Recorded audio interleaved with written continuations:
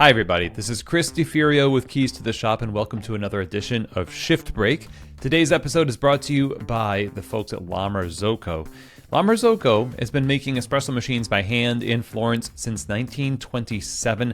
Next year, that'll be their 100-year anniversary. They have been a staple in the espresso bar world because they are dependable, the machines are beautiful, and they're always innovating to safeguard that dependency, to safeguard the performance, and make it easier to make great espresso. Now, if you're looking for a great espresso machine, there are lots to choose from. Whether you're looking for something technologically advanced, chock full of all the features that today's modern barista might look for assists in extraction, or you're looking for something a little bit more manual. They have machines that range all different types, sizes. So go to lamarzocousa.com and look for yourself, and better yet, email them info@lamarzocousa.com, and their sales folks will help you get the machine of your dreams.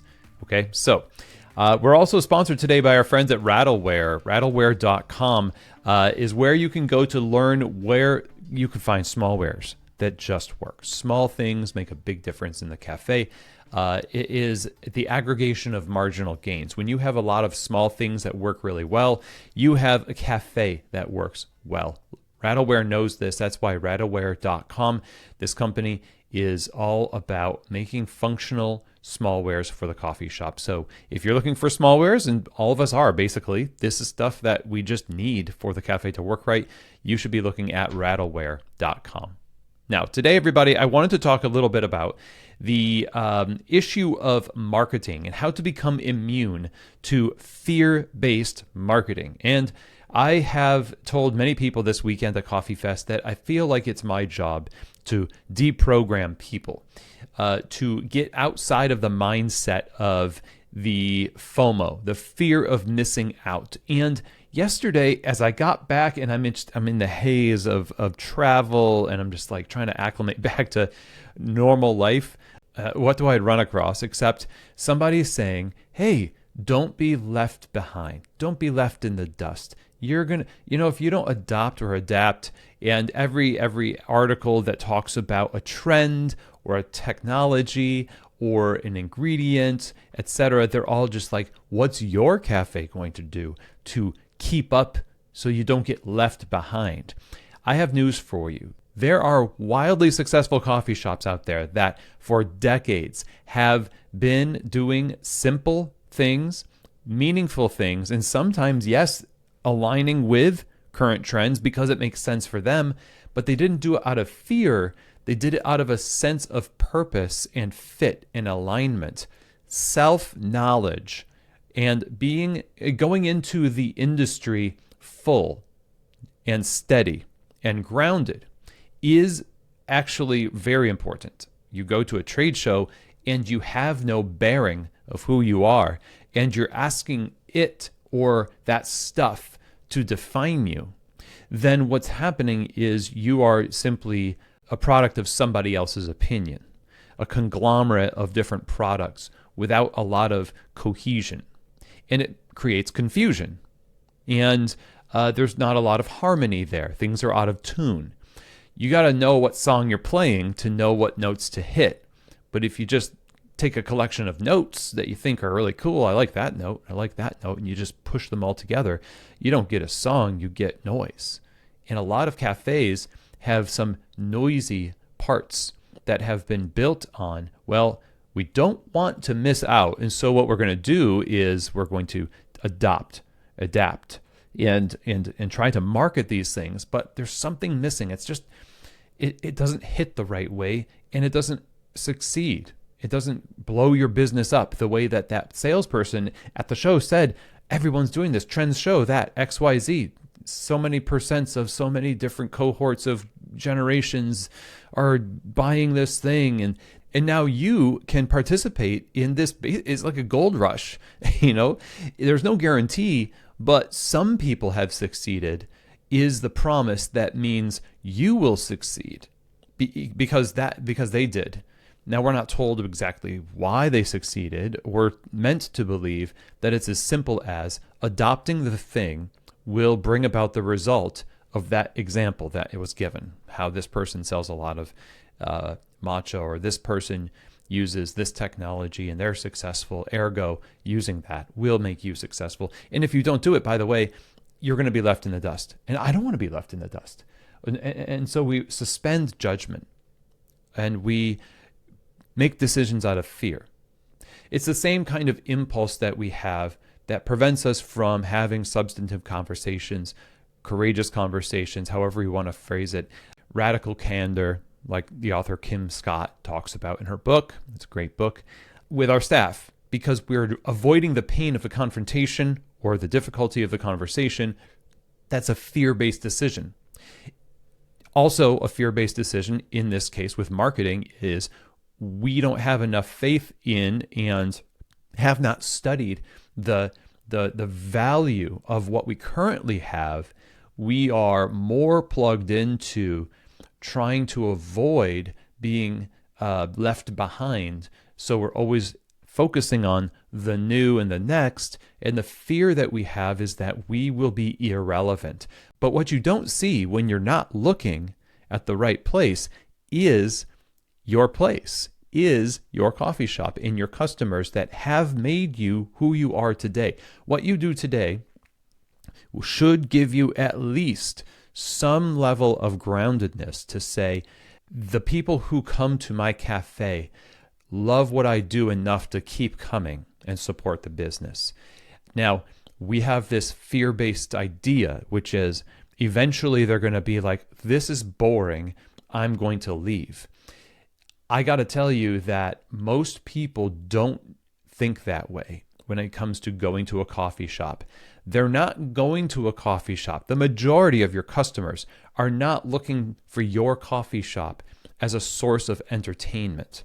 They are looking for you to be a consistent source of their favorite coffee experience. And when they find something they like it to be consistent. That's why consistency is so important. And if we subscribe to the idea that we have to have new and next and fun and different and unique and novel all the time, it kind of throws all of those people who helped get you to where you are today under the bus. And no wonder there's instability that comes from that, because we're not honoring the patronage of the people that have come to us by establishing a sense of peace, which is a different feeling than a sense of fear. A sense of peace and being content is not to say you won't advance, but the why behind what you're choosing to bring in is strong enough and specific enough to make sober-minded decisions only if you've examined the current landscape of what is good and what is working and who you're serving and their habits, and knowing it's that organizational self-knowledge. Then you can go out into the industry and say, who we are is based on this history, what we do well, how we've developed over these years. And what we become cannot be something that throws all of that away because we believed a headline. Because those people are selling clicks. Those people are selling products. They're not selling the success of your cafe. Some marketers will even drum up ideas that there are problems that need to be solved that you're not even experiencing. You got to ask yourself, am I really experiencing that problem? Like the idea that your customers are looking for entertainment. Has a customer told you they're bored with your coffee shop? That customer that always gets that coffee at your place, whatever that menu item is that they have you really on your own seen them be like, nothing new, nothing exciting here? I might as well go to a new exciting. No, we deduce this because we think the coffee shop across the street is new and I see people there. And maybe some of your clientele go there because it is new. But how much you want to bet that they're not actually buying something that different than what they buy at your place. So it's not necessarily the product that they're looking for being new. It's that a new place is interesting. And a lot of times people just come back to you if you've given them enough of a reason to come back. If you are a place that has given people excellent hospitality and service and consistent quality day after day in the customer experience, in the quality of the coffee, in all of the different aspects of what an experience is made up of for a regular customer, when they go try the new thing, they're going to probably come back to you, because sometimes that new thing, especially when it's one of these larger chains, the 7 Brews of the world and so forth, it falls flat because it doesn't have the kind of personalized history that independent coffee retailers like yourself can and have offered. But when we start to borrow from those playbooks and we start to get fear in our blood and call it wisdom, again, FOMO can be reimagined to be we're being somehow shrewd rather than just this impulsive fear-based decision making. That's a trick that we play on ourselves. When we start to borrow from those playbooks, it does way more for their business for us to build ours according to their model and according to fear than it does to benefit our business. It does more for them than it does for us. But back to this idea of being a student of your community, your cafe. Find a place where your feet can be firmly planted. Don't go into marketing situations with a vacuum, because a vacuum, once the seal is broken, anything just gets sucked in. So you go in empty, you almost have no choice but to be filled with whatever is out there, right? So don't go in empty. Go in full and say, this now actually is, I can justify this product, this technology, whatever it might be, actually makes sense for our business, because not I'm going to be left behind or anything else like that. We have to become resilient by examining the truth of our situations and the good things that have built up who we are to this day. And if you're a new coffee shop, you have an opportunity to develop that identity slowly over time. Don't try to do too much at once. Your customers are going to help you co-create the identity of your cafe. And if all you're giving them is what the industry tells you you should be giving them, then it's not going to work out as well, because you're going to be one among a bunch of other people who also play that same trend game. And it's all based on fear. So becoming resilient is a process of self-knowledge that is based on a slow examination of identity, based on who you have been serving, who you have become, and who you want to be, if you're new. And at least pausing when you read these things to examine, is this true? Do I really have that problem? Would this benefit me, and how exactly would it benefit me? Is there any proof locally? Forget nationwide data trends.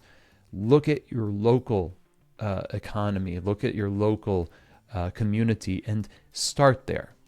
And so that's what I wanted to talk about. I'm a little frustrated because the culture of coffee is one of gathering. We like to gather online often and figure out ways to saturate ourselves with the culture of coffee. And largely the way we do that is through magazines, through websites, etc. And they're all sponsored. They all have machine, advertisements. Even this podcast, there's no way I think you should buy any of the things that we advertise on this show if it doesn't make sense to you. I would not in a million years recommend that you do that. Okay, you should not be acting based on fear, but based on sober-minded judgment, self-knowledge, and something that you can prove is truly an asset for you and your business. So that's all I have to share, everyone. And don't forget, the key holder coaching groups are coming up very soon. If you want to apply, if you're a coffee shop owner and you want a support community that is all about encouragement, accountability, insights, support, it's great. We've done this for now. This is our 3rd year. Okay, so the 5th cohort is starting at the beginning of April, and we're still accepting applications. So I would love to see your application come through. You can check the link in the show notes, or you can just contact me directly and say, hey, Chris, I'm really interested in this. I've heard you talk about it a few times, and, let's just talk about it a little bit more. All right, that's it for me, everyone. Thank you so much, and we'll see you here next week on another edition of Shift Break, from keys to the shop.